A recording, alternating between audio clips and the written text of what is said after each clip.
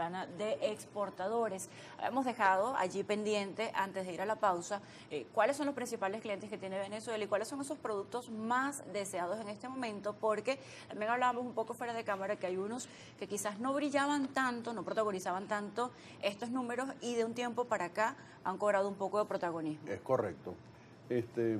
Para el primer trimestre de este año, que son las cifras que tenemos sólidas ya de todo lo que podemos conseguir a través de TradeMap y a través de otros organismos, Venezuela ha exportado fuertemente a China. Asombrosamente, el segundo país donde más se exportó en este primer trimestre fue Italia. Y nosotros decimos, pues Italia siempre estaba como por el puesto 10, 12, por allá. Italia fue el número 2 este año, este primer trimestre, porque hubo un fuerte envío de productos, materia prima, tanto de aluminio como de hierro. Y eso nos sorprendió a todos.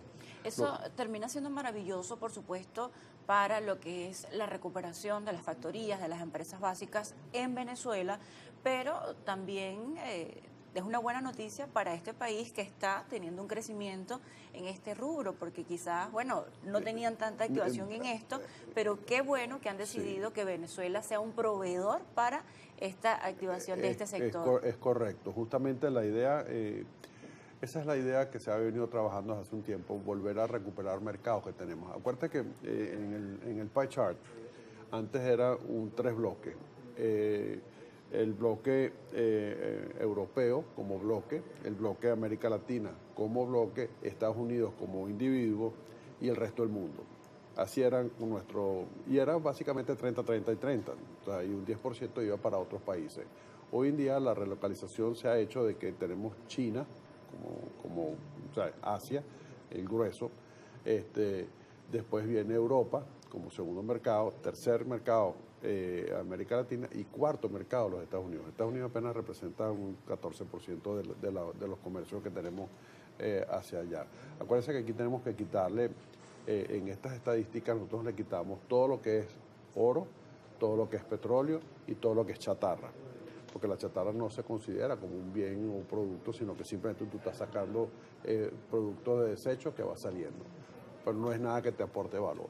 Exacto, es de provecho para otros espacios, pero no para la suma. Exacto. En este momento. Precisamente en este auge, en esta importancia que tiene la exportación no petrolera para la economía venezolana, venimos de también un panorama político, de un panorama geográfico, que quizás no vamos a profundizarlo porque estamos en esta arista económica, pero por supuesto en este protagonismo que tiene en este momento la exportación no petrolera, en números, en cifras, ¿cuánto representa ese aporte al PIB? Bueno, te cuento.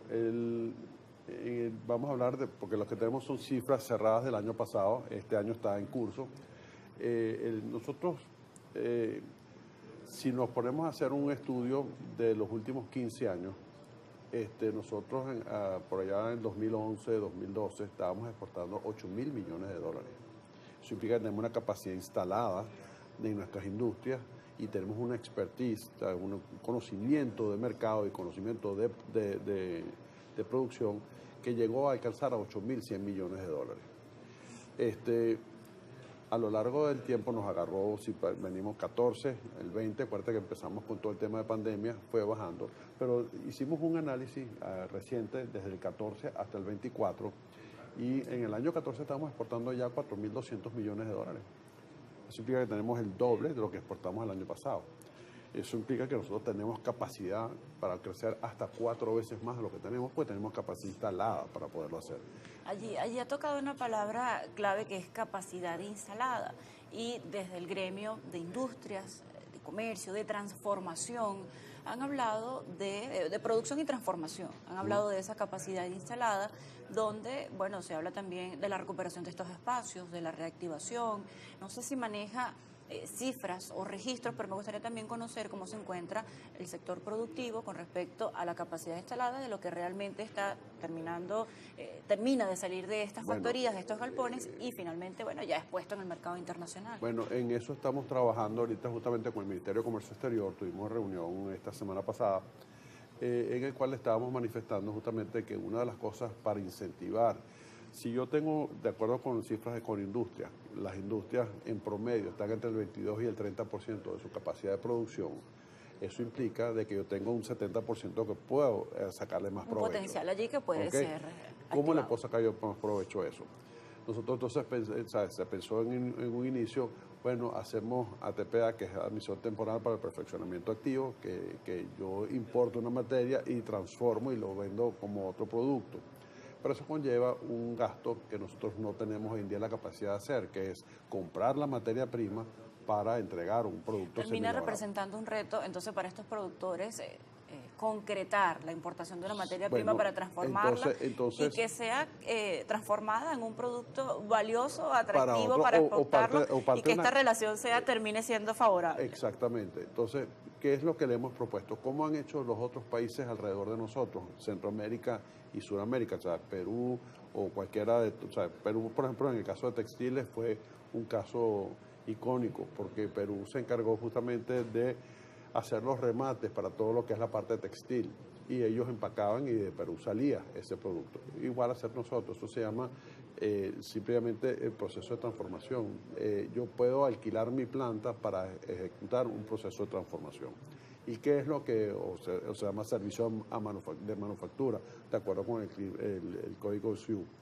El tema es de que yo no importo productos y los nacionalizo, sino que simplemente se trae el producto que se está elaborando, yo presto mi planta, yo ejecuto mi trabajo y yo entrego otro producto. Importantes economías en el mundo funcionan en base a esta dinámica. Nunca se pagan impuestos. Yo pago impuestos por el servicio que yo presto, y es un impuesto sobre la renta.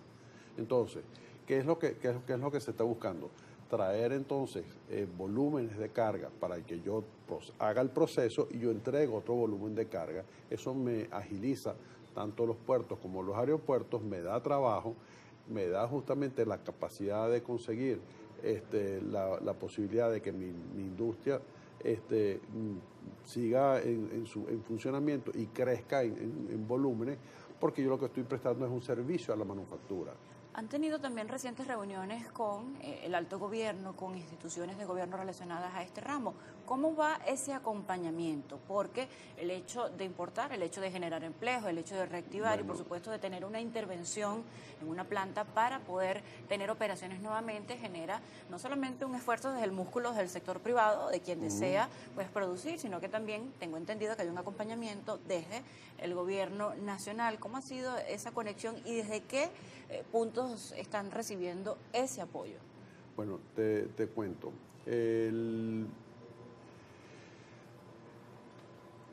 La industria tiene una necesidad y la industria se ha ido acercando al gobierno y ha ido hablando con él, y anteayer nos lo decía la vicepresidenta, una lámina que me llamó mucho la atención. El promedio de los aranceles que se cobran para la importación de productos terminados está alrededor del 30-35%. Eso implica que elevamos esa barrera para entonces desarrollar lo nuestro. Y el costo de las importaciones de los productos materia prima para poder justamente generar esa producción, pues está casi por el 10-12%. Eso implica que tenemos entonces un balance para que entonces sea más difícil importar y sea más fácil exportar. Entonces produce. Ese balance estuvo interesante, pero eso también conlleva para nosotros un reto, porque si yo le hago eso a los productos de los vecinos, cuando los vecinos quieran comprar los productos míos también le van a poner el mismo costo de arancel. Entonces tenemos que ver cómo lo balanceamos. ¿Okay? Y eso justamente se está haciendo. Ya nos hemos sentado con el Viceministerio de Comercio Exterior, que se encarga justamente de todo lo que es las relaciones económicas internacionales, para entonces empezar a evaluar cómo vamos a hacer esa weight and balance de esa situación. Porque a la misma medida en la cual yo estoy protegiendo mi industria, que es una tendencia mundial de protección de la industria, en esa misma medida los otros países lo están haciendo igual. Y entonces aquí es una cuestión de ganar-ganar. Entonces hay que buscar cómo nosotros más bien hacemos lo que se llama inserción en cadenas productivas. yo te produzco, por ejemplo, en el caso de aluminio, yo te produzco la bauxita te la produzco en aluminio, el aluminio lo paso a láminas o lo pongo en rollo, y eso de rollo de repente te sirve a ti para que tú sigas así con el proceso de estampado, de no sé qué, y vamos insertando esto con respecto al incentivo en materia arancelaria, pero voceros de otros gremios que están relacionados al área de productos, servicios, comercios, también desde la industria, han hecho diferentes peticiones con respecto al impulso crediticio desde la banca. Ya para finalizar, porque ya vamos conduciéndonos al cierre de la entrevista. Nosotros como exportadores requerimos tanto de insumos, o sea, el financiamiento de los insumos, como, muy importante, el de el post-embarque. Es decir, cuando ya yo monté mi mercancía, si yo teníamos, o sea, una tendencia mundial es hacer negocio alrededor tuyo. ¿Por qué? Porque tienes justamente una cercanía y no depende del medio de transporte, que ya vimos que hay irrupciones, y cuando hay disrupciones es complicadísimo volver a organizarse. Disrupciones a veces un poco difíciles de predecir o de proyectar, porque bueno, planteamos el escenario al principio de la entrevista, de la policrisis no que vivimos. Sí. Pero entonces, ¿qué es lo que estamos haciendo hoy en día? Nosotros tenemos como norte tratar de surtir países como China. China está si lo montamos en cargueros directos, 47 días. Si lo montamos en barco comercial, llega a 77 días. Entonces, tú tienes 2 meses y medio tu producto que no te ha generado ni un medio de ingreso, pero ya tú derogaste tu caja. Ya has también cumplido con la carga tributaria sin que ingresen a las arcas también lo que corresponde a esa factura. Entonces, eso te lleva a que si tú pones a la chiquita, mientras llega ya, se nacionaliza y se vende, el cliente te paga, estamos hablando de 100 días, ya tienes 1/3 del año que no tienes flujo de caja. Entonces, si tú quieres mantener, tú tienes que saber que vas a tener medio año, o sea, 1/3 del año, siempre con ese flujo de caja negativo. Entonces, para eso es que necesitamos el Bancoex, que funcione como banco de segundo piso para financiamiento de esas exportaciones. Muchísimas gracias por acompañarnos en Primera Página. Gracias. Gustavo González Velutini, presidente de la Asociación Venezolana de Exportadores. Importante este momento tan protagónico que tiene la exportación no petrolera en el aporte de la economía nacional.